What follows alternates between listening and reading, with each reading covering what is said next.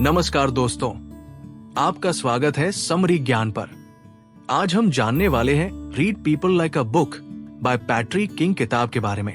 Read people like a book का मकसद ये है कि हम लोगों को सिर्फ उनकी बातों से नहीं बल्कि उनके अंदर के इमोशंस, सोच और इरादों को भी समझना सीखें, वो भी बिना पूछे। पैट्रिक किंग एक सोशल स्किल्स एक्सपर्ट है और उन्होंने इस किताब में ये बताया है कि कैसे हर इंसान अपने हाव भाव, बॉडी लैंग्वेज, चेहरे के एक्सप्रेशन और बोलने के तरीके से बहुत कुछ जाहिर कर देता है जो वो शायद अपने शब्दों में नहीं कह रहा होता।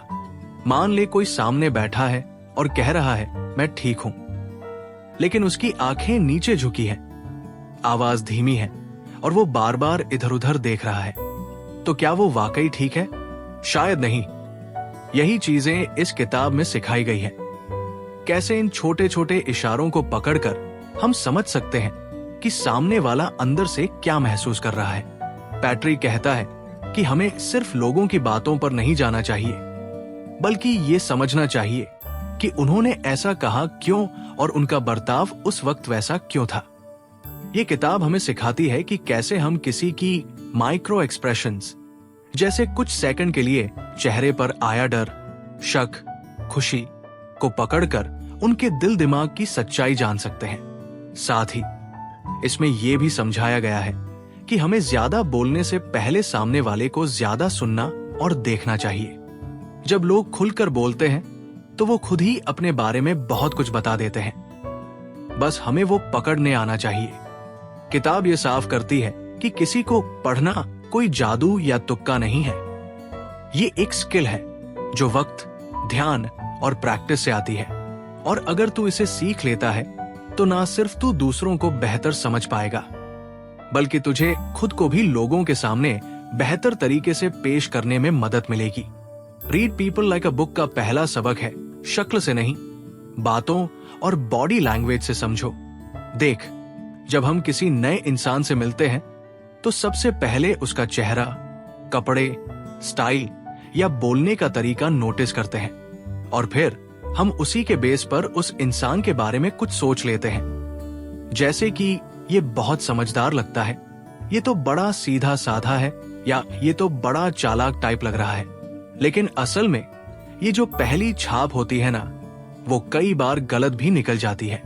किसी इंसान की शक्ल या बाहर की पर्सनालिटी से ये अंदाजा नहीं लगाया जा सकता कि वो अंदर से क्या सोच रहा है, क्या फील कर रहा है या उसके इरादे क्या है।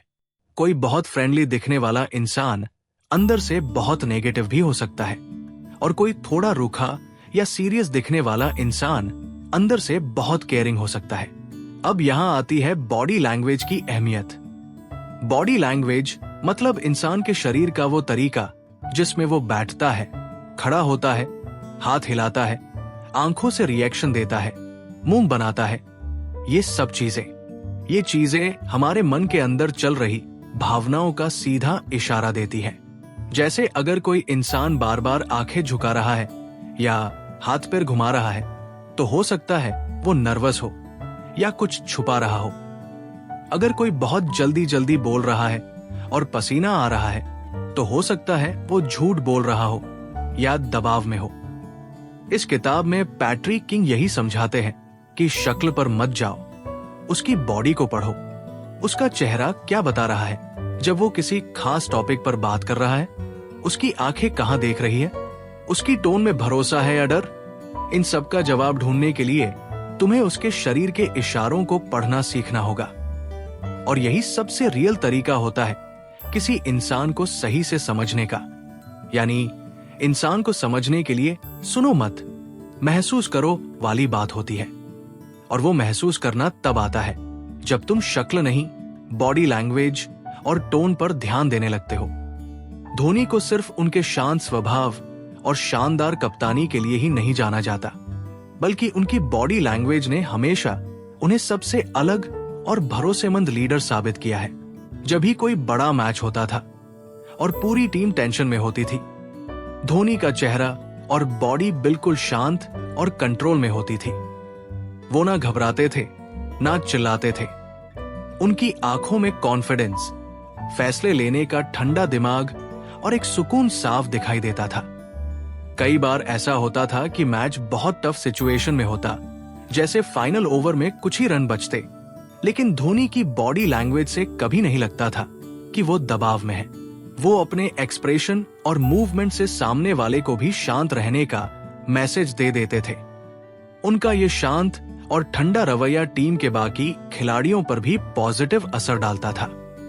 अगर कोई उन्हें सिर्फ शक्ल या उनकी बोलने की स्टाइल से जज करता तो शायद अंदाजा नहीं लगा पाता कि वो इतने बड़े गेम चेंजर बनेंगे।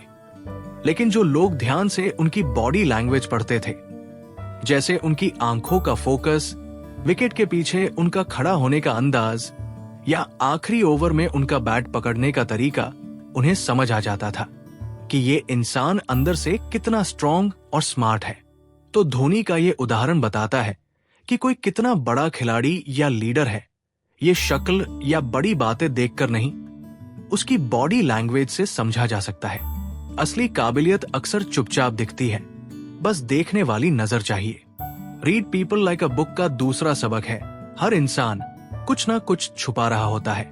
असल जिंदगी में ऐसा बहुत कम होता है कि कोई इंसान जो कुछ बोल रहा है वो अंदर से भी वही महसूस कर रहा हो।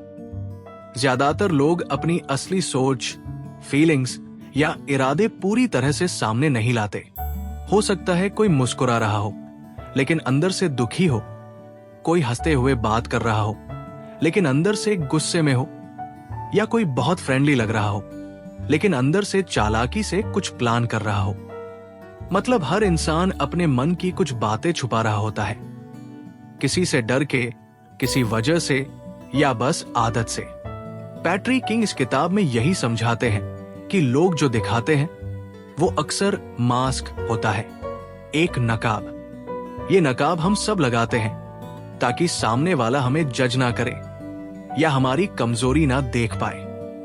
लेकिन असली चीजें उस मास्क के पीछे होती है, और वो चीजें निकलती है हमारी बॉडी लैंग्वेज, आंखों, चेहरे के छोटे छोटे हाव भाव और बोलने के तरीके में। उदाहरण के लिए, अगर कोई बोल रहा है मैं ठीक हूं, लेकिन उसकी आवाज धीमी है, आंखें नीचे झुकी है और चेहरा थोड़ा थका हुआ लग रहा है, तो तुम समझ सकते हो कि वो ठीक नहीं है, बस छुपा रहा है। ऐसे में अगर तुम सिर्फ उसके शब्दों पर ध्यान दोगे तो धोखा खा जाओगे, लेकिन अगर तुम उसकी टोन, हाव भाव और रिएक्शन पर ध्यान दोगे तो असली सच्चाई पकड़ पाओगे। इसलिए ये जानना जरूरी है कि हर इंसान के मन में कुछ न कुछ चल रहा होता है जिसे वो बाहर नहीं दिखाता। और अगर हमें लोगों को सही से समझना है तो सिर्फ उनकी बातों पर नहीं, बल्कि उनके छुपे हुए इशारों पर ध्यान देना पड़ेगा, क्योंकि सच्चाई अक्सर शब्दों में नहीं, बॉडी में दिखती है। दीपिका आज बॉलीवुड की सबसे कामयाब और पसंद की जाने वाली एक्ट्रेसेस में से एक है, लेकिन अगर तुमने कभी उनके पुराने इंटरव्यूज या पब्लिक अपीयरेंस देखे हो तो एक चीज साफ दिखती है, वो हमेशा जो बाहर से दिखाई देती थी अंदर से वैसी नहीं होती थी। शुरू में वो हमेशा मुस्कुराती थी, कॉन्फिडेंट दिखती थी, लेकिन बाद में उन्होंने खुद बताया कि वो लंबे समय तक डिप्रेशन से जूझ रही थी।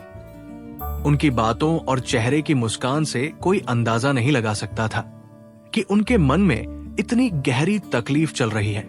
लेकिन अगर कोई ध्यान से उनकी आंखों, उनकी टोन और बॉडी लैंग्वेज को देखता तो शायद महसूस कर पाता कि वो कुछ छुपा रही है। उनकी आवाज में थकावट, चेहरा थोड़ा बुझा हुआ और बात करते वक्त टॉपिक्स बदलने की आदत, ये सब छोटे छोटे संकेत थे जो ये बताते थे कि कुछ ठीक नहीं है। जब उन्होंने खुद आगे आकर अपनी मेंटल हेल्थ के बारे में बात की, तब लोगों को ये समझ आया कि कैसे एक इंसान बाहर से एकदम ठीक लग सकता है, लेकिन अंदर से बहुत कुछ झेल रहा होता है। इससे हमें यही सीख मिलती है कि हर इंसान कुछ ना कुछ छुपा रहा होता है, और हमें उसे समझने के लिए सिर्फ उसके शब्दों पर नहीं, बल्कि उसकी बॉडी लैंग्वेज, एक्सप्रेशन और आवाज के पीछे की फीलिंग्स पर ध्यान देना चाहिए। दीपिका का ये उदाहरण इस बात को असल जिंदगी में साबित करता है।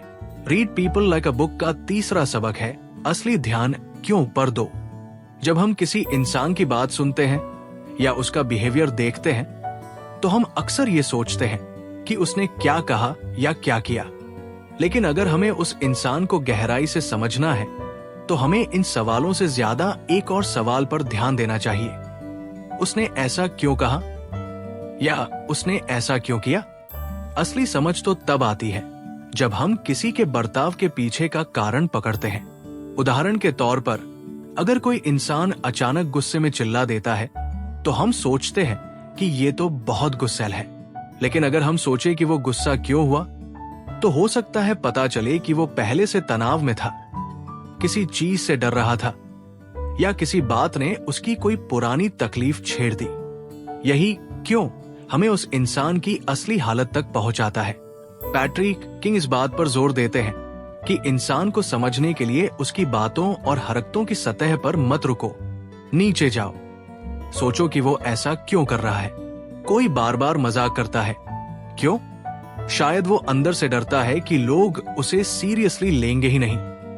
कोई बहुत चुप रहता है, क्यों? शायद वो पहले कभी बुरा अनुभव झेल चुका है। कोई बहुत ओवर कॉन्फिडेंट दिखता है, क्यों? शायद वो अंदर से बहुत इनसिक्योर है। जब हम क्यों पर ध्यान देते हैं तो हम जज नहीं करते, हम समझने लगते हैं। और यही फर्क है एक आम इंसान और एक समझदार ऑब्जर्वर में। इसलिए अगर तुम वाकई लोगों को पढ़ना और समझना चाहते हो तो सिर्फ इतना जानना काफी नहीं कि उन्होंने क्या कहा या किया। असली पावर तो तब आती है जब तुम सोचो उसने ऐसा क्यों किया। वहीं से इंसान के इमोशंस, डर, इरादे और सच्चाई बाहर आती है। सानिया मिर्जा को जब लोगों ने पहली बार देखा तो ज्यादातर ने बस यही देखा कि एक मुस्लिम लड़की टेनिस जैसे खेल में शॉर्ट्स पहनकर खेल रही है, इंटरव्यू दे रही है, कॉन्फिडेंस में बात कर रही है। बहुत लोगों ने उन्हें जज किया, कई बार आलोचना भी की गई। इतना दिखावा क्यों? ये तो बस लाइमलाइट में रहना चाहती है जैसी बातें बोली गई। लेकिन अगर किसी ने उस वक्त सवाल किया होता वो ऐसा क्यों कर रही है, तो शायद लोग सानिया को जज करने की बजाय उन्हें समझ पाते। सानिया एक ऐसी दुनिया में, एक ऐसे माहौल में टेनिस खेल रही थी जहां न तो लड़कियों को ज्यादा सपोर्ट मिलता था और ना ही स्पोर्ट्स को करियर माना जाता था। वो जो कॉन्फिडेंस, एटीट्यूड और बोलने का अंदाज लेकर आई, वो इसलिए था क्योंकि उन्हें अपने आप को साबित करना था। उनके लिए वो मजबूरी थी ताकि लोग उन्हें हल्के में ना लें। उनके आत्मविश्वास के पीछे क्यों था? समाज के स्टैंडर्ड को चैलेंज करना, अपने सपनों को बचाए रखना और बाकी लड़कियों को रास्ता दिखाना। अगर लोग सिर्फ उनके कपड़े, अंदाज या बोलने के तरीके पर अटक जाते तो सानिया को कभी समझ ही नहीं पाते।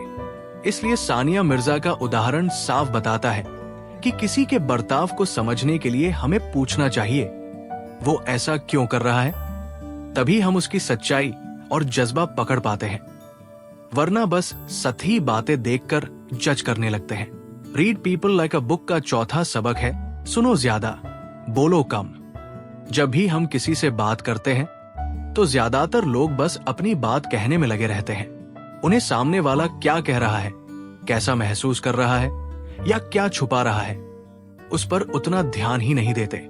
लेकिन अगर तुम वाकई किसी इंसान को समझना चाहते हो तो सबसे पहली चीज जो करनी है वो है ज्यादा सुनना, कम बोलना। जब तुम चुप रहते हो और ध्यान से सुनते हो तो सामने वाला अपने आप ज्यादा खुलने लगता है। वो अपने शब्दों से ही नहीं, अपनी टोन, बॉडी लैंग्वेज और एक्सप्रेशन से भी बहुत कुछ दिखाने लगता है, जो तुम्हें तभी दिखेगा जब तुम शांत रहकर उसे गौर से देखोगे और सुनोगे। पैट्रिक किंग इस किताब में यही कहते हैं कि जो लोग कम बोलते हैं और ज्यादा ध्यान से सुनते हैं वो दूसरों के माइंड को ज्यादा अच्छे से पढ़ पाते हैं। जब तुम कम बोलते हो तो तुम्हारा ध्यान सामने वाले पर रहता है और यहीं से तुम पकड़ पाते हो कि उसकी बातों के पीछे क्या सच है, वो कितना सच बोल रहा है, क्या छुपा रहा है या क्या फील कर रहा है। सुनना सिर्फ कानों से नहीं होता, आंखों से भी होता है।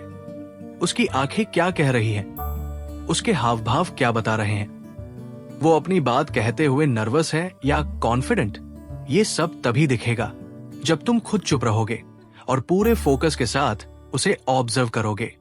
तो ये पॉइंट हमें सिखाता है कि लोगों को समझने के लिए खुद कम बोलो, दूसरों को बोलने दो और बीच में टोकने या राय देने की जल्दी मत करो, क्योंकि हर इंसान अपने आप को जाहिर करता है। अगर तुम धैर्य से सुनो तो रतन टाटा को अगर आपने कभी इंटरव्यूज या मीटिंग्स में देखा हो तो आप नोटिस करोगे कि वो बहुत ज्यादा बोलते नहीं हैं। उनके चेहरे पर हमेशा एक शांत, ध्यान से सुनने वाला एक्सप्रेशन होता है। चाहे सामने वाला छोटा कर्मचारी हो या बड़ा इन्वेस्टर, वो सबकी बात ध्यान से सुनते हैं, बीच में टोकते नहीं, और जब बोलते हैं तो बहुत कम लेकिन असरदार शब्दों में जवाब देते हैं। उनकी यही आदत, ज्यादा सुनना और कम बोलना, उन्हें एक समझदार और सोच समझ के फैसले लेने वाला लीडर बनाती है। टाटा ग्रुप में उनके साथ काम करने वाले कई लोग बताते हैं कि रतन टाटा मीटिंग में सबसे पहले सबकी बातें सुनते हैं, सबको फुल अटेंशन देते हैं और आखिर में बड़ी सादगी से एक लाइन बोलते हैं जो पूरी दिशा ही बदल देती है। उनकी ये क्वालिटी इसलिए खास है क्योंकि वो दूसरों को सिर्फ शब्दों से नहीं समझते, बल्कि उनके चेहरे, उनकी टोन और बॉडी लैंग्वेज से भी पढ़ लेते हैं कि कौन क्या सोच रहा है, किसे क्या चाहिए या कौन कितना भरोसेमंद है। ये तभी मुमकिन है जब कोई इंसान खुद शांत रहे और सामने वाले को पूरी तवज्जो दे। तो रतन टाटा का ये उदाहरण साफ बताता है कि सफल लोग सिर्फ बोलने से नहीं, सुनने से भी आगे बढ़ते हैं। ज्यादा सुनकर तुम ज्यादा समझते हो और समझ से ही सही फैसले और रिश्ते बनते हैं। Read people like a book का 5वां सबक है, पढ़ने की प्रैक्टिस करनी पड़ती है। हम अक्सर सोचते हैं कि लोगों को समझना या उनकी बॉडी लैंग्वेज पढ़ना कोई इनबिल्ट टैलेंट होता है, कि कुछ लोग बस नेचुरली दूसरों को पढ़ लेते हैं। लेकिन हकीकत यह है कि ये एक स्किल है और हर स्किल की तरह इसमें भी प्रैक्टिस करनी पड़ती है। जैसे कोई इंसान जिम जाकर धीरे धीरे मसल्स बनाता है, वैसे ही अगर तुम लोगों के बिहेवियर और हाव भाव को पढ़ना सीखना चाहते हो तो रोज थोड़ा थोड़ा ध्यान देना शुरू करना होगा।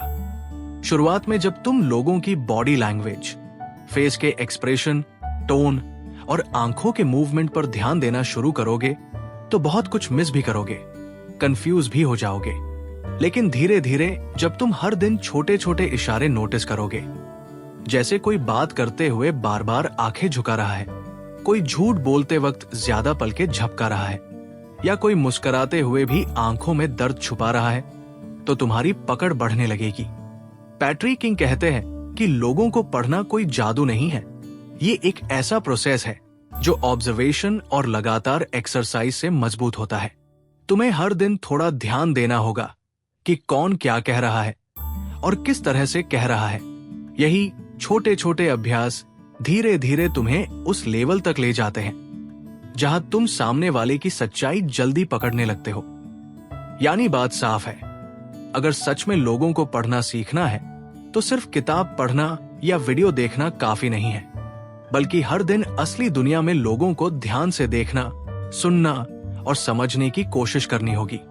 तभी तुम इस स्किल में मास्टर बनोगे। नरेंद्र मोदी आज जिस मुकाम पर हैं, वहां तक पहुंचने के लिए उन्हें सिर्फ बोलना या भाषण देना नहीं आया, बल्कि उन्होंने सालों तक लोगों को ध्यान से पढ़ने और समझने की प्रैक्टिस की है। जब वो बहुत कम उम्र में आरएसएस और फिर बाद में बीजेपी के संगठन में काम करते थे, तब उनका ज्यादातर काम था लोगों से मिलना, बातचीत करना और जमीनी स्तर पर उनकी भावनाओं को समझना। उन्होंने गांव-गांव जाकर लोगों के हाव भाव, सोचने का तरीका, उनकी जरूरतें और उनके बोलने के पीछे का क्यों समझने की लगातार कोशिश की। उन्होंने देखा कि कौन क्या चाहता है, कौन किस चीज से डरता है और किस बात पर लोग सबसे ज्यादा रिएक्ट करते हैं। ये सब उन्होंने एक दिन में नहीं सीखा, ये सब सालों की प्रैक्टिस से आया। इस लगातार प्रैक्टिस की वजह से ही मोदी को ये समझ आ गया कि भीड़ के मूड को कैसे पढ़ा जाता है, लोगों की बॉडी लैंग्वेज और आवाज के उतार चढ़ाव से क्या पता चलता है और कौन सी बात किस तरह से लोगों के दिल को छू सकती है। इसलिए आज जब वो भाषण देते हैं तो ऐसा लगता है जैसे वो सीधे हर इंसान से उसकी भाषा में बात कर रहे हों, क्योंकि उन्होंने सालों तक लोगों को गहराई से पढ़ा है। तो नरेंद्र मोदी का उदाहरण साफ दिखाता है कि किसी को पढ़ने की ताकत कोई एक दिन में नहीं मिलती, ये एक लंबा अभ्यास है और जो इंसान रोज थोड़ा थोड़ा करके लोगों को ध्यान से समझने की आदत बना लेता है, वही आगे चलकर लोगों के दिल तक पहुंच पाता है। ऐसी ही ज्ञानवर्धक वीडियो के लिए चैनल को सब्सक्राइब करें और बेल आइकन दबाएं ताकि कोई भी वीडियो मिस न हो। मिलते हैं अगली वीडियो में, तब तक सीखते रहिए और आगे बढ़ते रहिए। धन्यवाद।